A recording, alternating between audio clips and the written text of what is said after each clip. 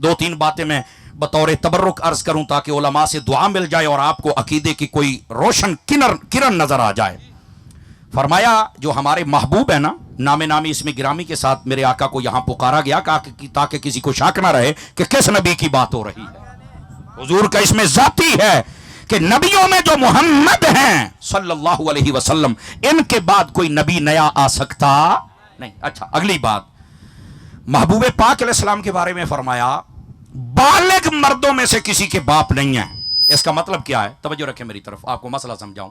اس کا مطلب یہ ہے کہ آپ کی جو اولاد پاک ہے اس میں جو بیٹے ہیں نا، بیٹے وہ بالغ نہیں ہوئے. لیکن اس کا یہ مطلب نہیں کہ بیٹے ہوئے ہی نہیں، بیٹے ہوئے ہیں پر چھوٹی عمر میں پردہ کر گئے. بالغ بولو تے صحیح نا، کیونکہ جو لفظ رجل ہے نا، رجل، اس کے بارے میں علماء نے شرط لگائی ہے کہ رجل بالغ کو کہتے ہیں، کیونکہ ایک طفل لفظ ہے، ایک صبی لفظ ہے، ایک غلام لفظ ہے.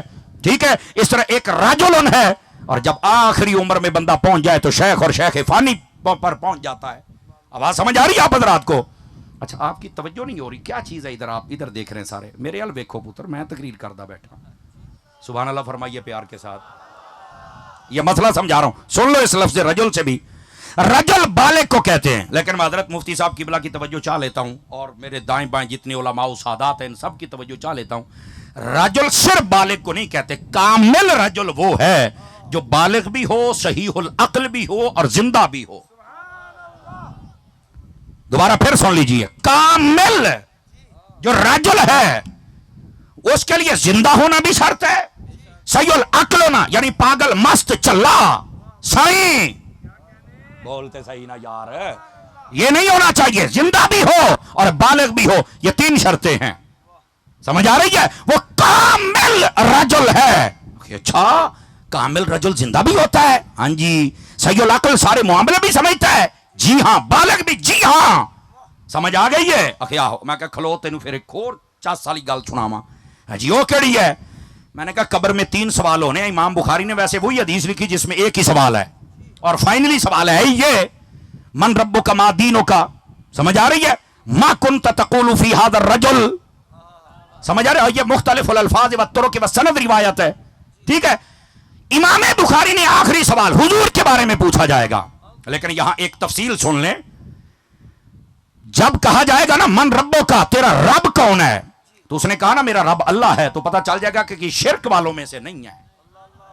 یہ ونڈ ہو جائے گی بھی، یہ کافراں وچوں نہیں ہے، یہ منن والا رب نو ہی ہے. لیکن پھر بھی رہ جائے گا کہ 1,26,000 پیغمبر آئے، کیڑے پیغمبر دے ذریعے منے آئی، پھر ما دینوں کا، تیرا دین کیڑا ہے. تو جب وہ کہے گا دین الاسلام، میرا دین اسلام ہے، تو چاہیے تو یہ تھا بھئی او مسلمان بھی ہے، رب نو بھی ماندا ہے، کافراں دے وچوں بھی نہیں ہے، اللہ نو بھی ماندا ہے، تو جنت مل جائے.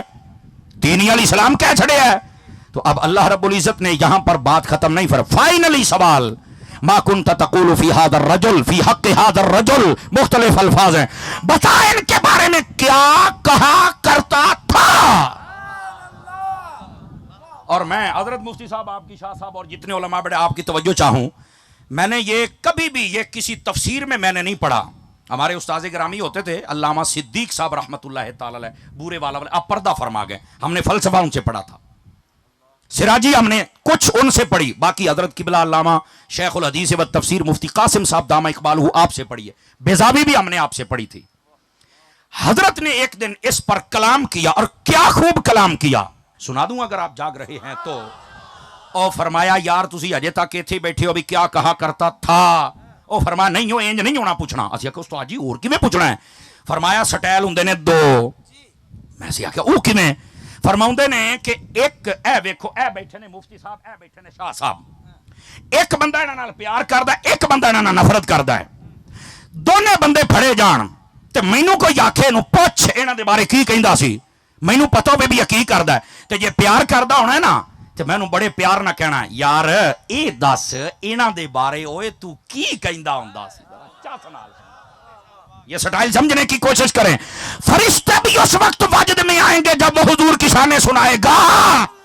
اور اگلی گل بھی سنیا جائے، فرمایا جدو انہوں پتہ ہے نا فرشتے نو بھی حضور دیاں گستاخیاں کر دینے، ہوں پوچھنا ہے، کہیں انہیں یہ نہیں پوچھنا بتا کیا کہا کرتا تھا، نہیں انہوں نے ہاتھ ہی سوٹا پھڑ کے 10 ہوئے کی کہندا ہوندا سی تو ایک باری